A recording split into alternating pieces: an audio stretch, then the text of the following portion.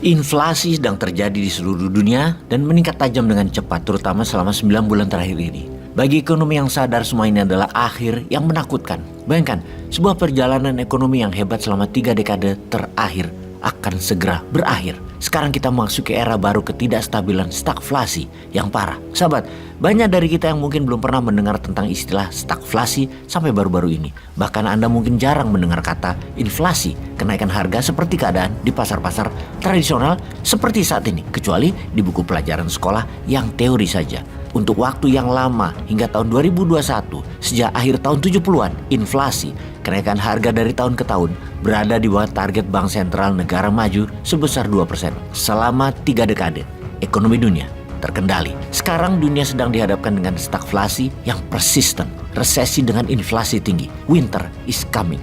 Lalu apa yang harus kita lakukan? Ikuti video narasi ini sampai selesai, wahai sahabat. Kita menengok sejarah sebentar. Pada tahun 1970-an, dunia mengalami satu dekade stagflasi karena 2 guncangan minyak negatif dan respon kebijakan yang salah menyebabkan inflasi dan resesi dunia. Guncangan pertama dipicu oleh embargo minyak terhadap Amerika dan Barat oleh OPEC setelah Perang Oktober 1973 antara Israel dengan negara-negara Arab. Guncangan kedua dipicu oleh revolusi Islam di tahun 79 di Iran. Dalam kedua kasus tersebut, lonjakan harga minyak menyebabkan lonjakan inflasi dan resesi di ekonomi pengimpor minyak di Barat. Inflasi didorong oleh respon kebijakan terhadap goncangan karena Bank Sentral tidak dengan cepat mengetatkan dan memberlakukan kebijakan moneter dan fiskal yang kuat untuk menahan inflasi. Dunia mengalami inflasi 2 digit dan resesi parah hingga menghancurkan kepresidenan Ford hingga Jimmy Carter di Amerika. Kemudian setelah stagflasi tahun 70-an dan hingga awal 80-an, dunia keuangan dunia melakukan sentralisasi keuangan kendali IMF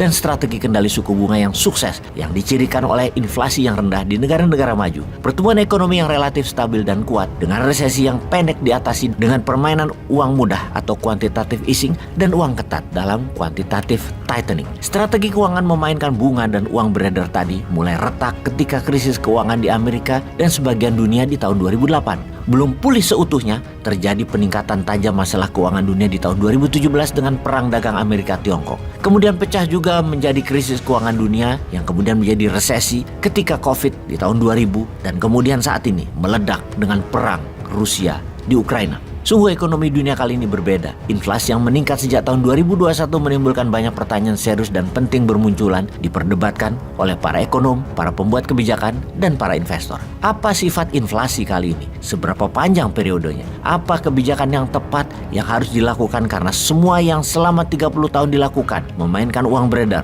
tinggi rendahnya bunga, kuat lemahnya dolar, semua saat ini tidak jalan, tidak efektif. Dunia tetap inflasi tinggi, daya beli terus menurun. Apakah era keuangan IMF sudah akan berakhir? Apa yang harus dilakukan dengan telah terjadinya inflasi dan stagflasi kali ini? Kita jelaskan apa itu stagflasi.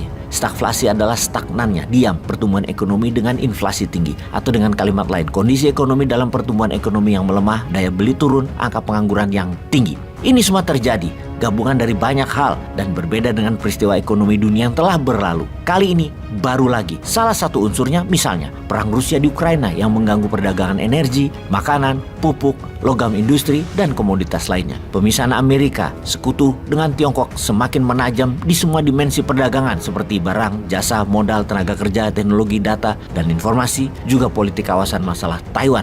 Ditambah lagi OPEC Plus memainkan harga minyak untuk selalu tinggi. Apa yang dilakukan Amerika kemudian ternyata tidak membuat ekonomi lebih baik dengan strategi menaikkan suku bunga dolar. Dolar karenanya telah sepenuhnya dipersenjatai untuk tujuan strategis dan keamanan nasional Amerika, bukan untuk menyelesaikan masalah dunia. Posisi dolar sebagai mata uang global utama mulai menurun. Sistem perdagangan dunia juga rusak parah karena sanksi ekonomi terhadap Rusia meningkatkan biaya transaksi perdagangan ke nilai yang tidak pernah terbayangkan sebelumnya. Jadi seperti tahun 70-an, keadaan saat ini di tahun 2022 sama, guncangan negatif yang terus-menerus dan berpeluang menghasilkan stagflasi. Selain itu, rasio hutang yang tinggi akan menciptakan kondisi krisis utang yang tidak stabil, yaitu yang terburuk dari tahun 70-an dan yang terburuk dari periode pasca krisis keuangan global. 5 tahun ke depan mungkin merupakan krisis utang stagflasi yang belum pernah kita lihat sebelumnya. Jadi apa yang harus kita lakukan untuk menghadapi tahun kegelapan 2023? Ada 8 hal yang harus Anda lakukan sekarang. 1. Cash is king. Pelihara aset yang siap liquid saja. Non-liquid aset segera dijual sebelum nilainya jatuh. Hindari high risk investment dan properti, di mana krisis ekonomi high risk investment dan properti adalah yang pertama-tama akan jatuh. Lunasi hutang Anda. Bunga akan terus merangkak naik karena inflasi dan pengetatan uang beredar dari bank sentral. Jual aset nganggur sekarang juga sebelum harganya jatuh untuk melunasi hutang Anda. Sekali lagi, jauhi hutang, apapun jenis hutangnya. Kemudian tabunglah sekarang sebanyak mungkin kebutuhan Anda dan keluarga selama 1 tahun. Anda tidak akan tahu seberapa lama winter kali ini. Pada krisis 2023 kali ini, pengamat ekonomi memperkirakan setidaknya minimum 3 tahun untuk recovery penyembuhan ekonominya. PHK besar-besaran akan terjadi. Banyak resiko pendapatan tetap akan hilang. Kemudian kita lanjut, nomor 5. Lindungi diri Anda dan keluarga dengan asuransi kesehatan, asuransi jiwa, kemudian letakkan uang Anda di emas. Logam mulia adalah aset. Efisiensikan pengeluaran. Hemat apa yang bisa dihemat, dari operational expense hingga gaya hidup. Dan kita lanjutkan. Jangan menangkap pisau jatuh. Don't ever catch the falling knife. Akan mulai bermunculan aset-aset murah karena owner-owner pada butuh uang.